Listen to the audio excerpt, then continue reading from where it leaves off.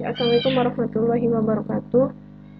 Semoga kalian nggak patah semangat untuk belajar walaupun kita itu pembelajarannya secara daring lagi, dan entah sampai kapan itu daring. Oke, nanti Ibu masih melanjutkan tentang SIMDIK-nya di materi kewargaan digital yang ada di semester 2 ini. Berikut penjelasannya untuk materi kewargaan digital.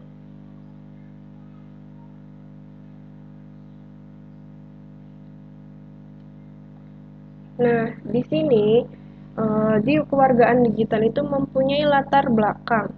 Apa sih Bu latar belakangnya? Nih, latar belakang kewargaan digital yaitu sifat dunia maya yang tidak mempertemukan individu tersebut secara langsung dapat mendorong menipisnya bahkan hilangnya norma-norma sopan santun, tanggung jawab, dan etika dalam berkomunikasi. Jadi kalau misalkan kalian itu punya HP, punya handphone, terus ada keperluan ingin menelpon temen deket kalian atau keluarga kalian, terus pertama itu nggak ngucapin salam, terus langsung kalau udah selesai telepon langsung dimatiin, itu namanya hilangnya norma-norma sopan santun atau hilangnya etika dalam berkomunikasi. Oke, Ibu lanjutkan lagi. Di sini ada pengertian kewargaan digital. Kewargaan digital dapat didefinisikan sebagai norma perilaku yang tepat dan bertanggung jawab terkait dengan penggunaan teknologi. Ada lagi, warga digital merupakan individu yang memanfaatkan IT untuk membangun komunitas atau bekerja dan berkreasi. Kalian contohnya kalian punya uh, sampingan yaitu jualan online. Nah, jualan onlinenya gimana? Kalian itu warganya. Ibu udah pernah berkali-kali ngomong nyampe materi sini, ini aslinya di semester 2 ya. Kewargaan digital atau warga digital itu kalian warganya. Nah, digitalnya itu apa nih? Yang namanya digital itu yang berbau digital. Contohnya HP, kalian punya Shopee, punya Lazada, punya Tokopedia. Nah, itu kalian belanja di situ, yaitu udah termasuk keluarga digital. Ada lagi contohnya, bermain Facebook, menulis blog, mencari informasi di forum, dan lain-lain. Contoh dari mencari informasi di forum. Nah, mencari informasi di forum itu contohnya seperti ini. Kalian di HP punya WA atau WhatsApp. Nah, kalian itu ada grup kelas, ada grup keluarga. Nah, dari grup keluarga atau grup kelas itu kalian mempunyai informasi baru di forum HP kalian. Jelas ya? Nah, di sini ada 3 lingkungan dan 9 komponen kewargaan digital. Yang pertama, poin A, itu lingkungan belajar dan akademis. 1. Akses digital. 2. Komunikasi digital. 3. Literasi digital. Contoh misalkan akses digital. Di lingkungan pelajar, itu yang namanya akses digital itu contohnya seperti ini, Google, Mozilla, terus Opera Mini. Nah, itu akses digital. Aksesnya itu melalui jalur jalur Google atau Mozilla atau Opera Mini. Komunikasi digitalnya gimana caranya? Contoh kalian WA-an, kalian SMS-an, kalian cari informasi di HP, itu namanya komunikasi digital. Literasi apa yang kalian informasi yang kalian bawa. Kalau misalkan kalian dianggapnya itu nanti dulu deh, berarti itu hanya percobaan atau percobaan digital. Yang dinamakan literasi itu sebagai pendahuluan, ya, pendahuluan digital. Kalau kalian informasinya masih 50-50, mending terserah hak kalian apakah itu mau di share sekarang apa enggak. Yang penting yang namanya literasi digital itu pendahuluan digital. Sekali lagi Ibu tekankan, yang namanya digital itu tidak hanya di HP. Ada kamera, webcam, dan lain-lain. Terus di poin B itu ada lingkungan sekolah dan tingkah laku sekolah. Yang pertama, poin hak digital.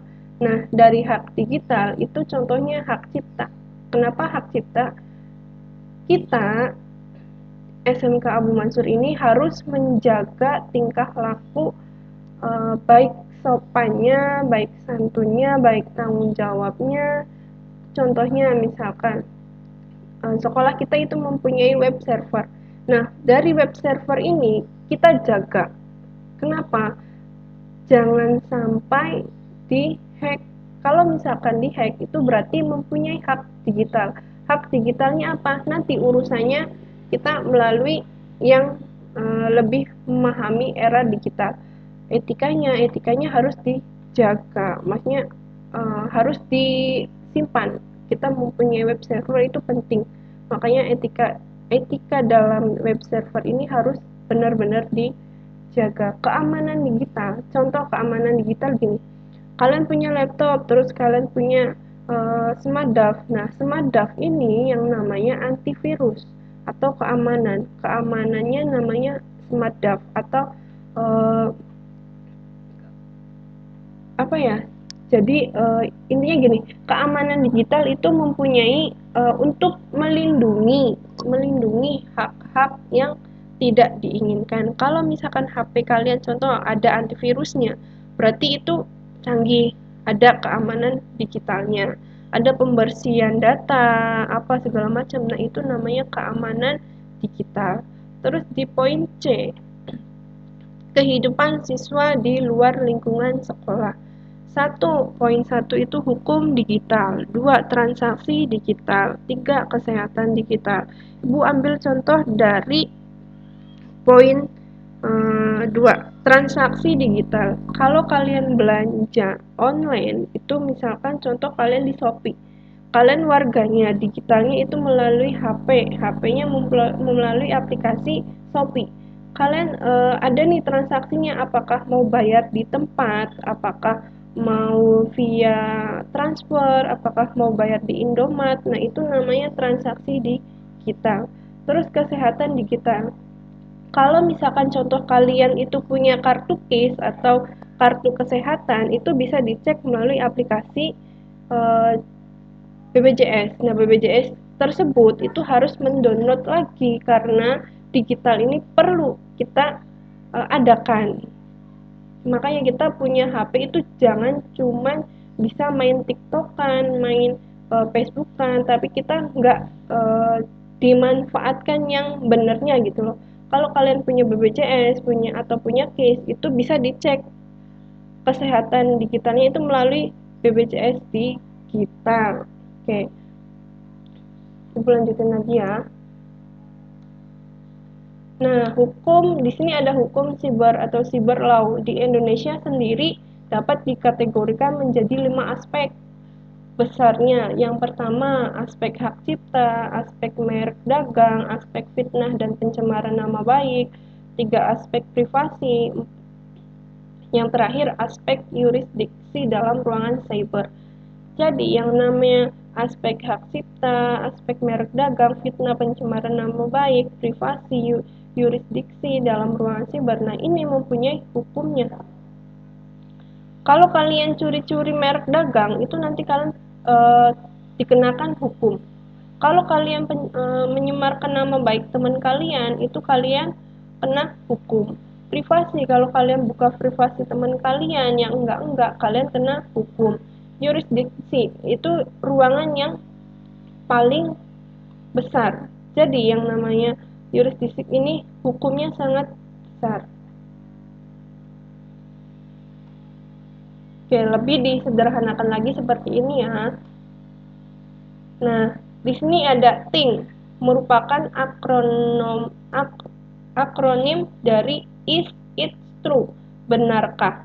Benarkah postingan Anda? Atau hanya isu yang tidak jelas dari sumbernya? Kalau kalian itu dapat informasi yang menurut kalian ragu, itu kalian setidaknya tanya, benarkah sih postingan teman kalian? Apakah cuman isu yang mau bikin rame-rame gitu? Terus yang kedua, is it hurtful? Menyakitkankah? Apakah postingan Anda akan menyakiti perasaan orang lain? Awas loh, kalian kalau misalkan punya masalah sama teman, terus bikin status di WA, itu sama aja kalian akan menyakiti perasaan teman kalian. Ya, awas, hati-hati. Ini perlu di kalian perhatikan. Yang poin 3, is it illegal? Ilegal postingan Anda. Kalau informasi kalian itu bohong, itu berarti ilegal, palsu. Oke, lanjutkan. Is it necessary? Pentingkah postingan Anda? Postingan yang tidak penting akan mengganggu orang lain. Contoh kalian, postingan penting itu contoh informasi kelas. Kalau postingan yang tidak penting, yang bikin riweh segala macam, itu nggak akan mengganggu orang lain. Terus yang terakhir, is it kind? Santunkah? Santunkah postingan Anda? Tidak menggunakan kata-kata yang dapat menyinggung orang lain. Nah, di sini juga penting nih yang terakhir. Is it kind? Santunkah? Kalau kalian bikin kata-kata yang mohon maaf, yang nggak sopan, itu nggak usah di-update deh. Yang penting ucapan kalian itu harus uh, dijaga, jangan sampai menyinggung orang lain. Di sini di keluarga Andi kita mempunyai banyak manfaat yang ke arah kalian, ya. Contoh yang lebih akan kalian ini, yang biasa kalian langsung ceplos-ceplos di WA, is it kind? Santunkah? Apakah postingan kalian itu santun? Apakah postingan itu kalian sopan dan tidak dapat menyinggung orang lain? Mungkin itu aja. Nah, di sini nanti ada tugas, silahkan dibuka videonya. Untuk tugasnya next dulu, coba kalian rangkum dulu yang tadi ibu bawa. Terus kalau misalkan tugasnya minimal poin 1 dulu dikerjakan, nanti silahkan kalau yang sudah bisa biasa japri ke ibu atau difoto ya. Untuk tugas yang lainnya sambil berjalan. Oke, kurang lebihnya mohon maaf. Kalau misalkan ada yang kurang paham, silahkan bisa tanyakan di grup sindiknya. Itu saja dari Ibu. Wassalamualaikum warahmatullahi wabarakatuh.